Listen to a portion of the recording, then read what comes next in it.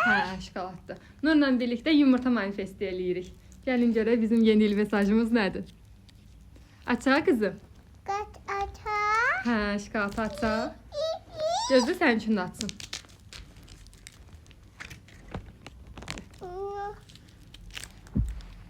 Açın. Açıram. Açın. Gözdə nə oldu?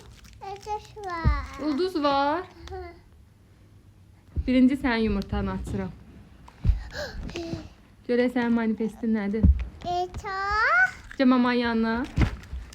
Gəl mamanın yanına. Bu nədir? Ayı. Bu ayı deyil, bu itdir. Et. Hə, sənin bir it oyuncağın olacaq. Ya da həqiqi bir itin olacaq.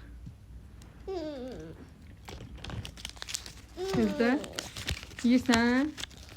Şu mamanın yanında dur. Bax, sən bundan olacaq. Sən bir it oyuncağın olacaq. Gözlə mama da açsın. Görək mama nə olacaq.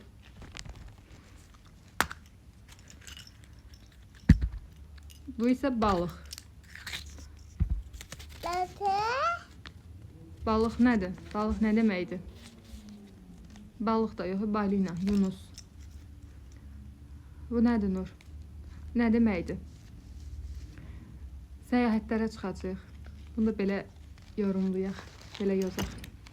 Hə qızım? Çaçı. Neyiniyək? Çaçı. Şəkil? Çaçı. Çəkək? Nəyi çəkək? Dur. Oy. Çaçı.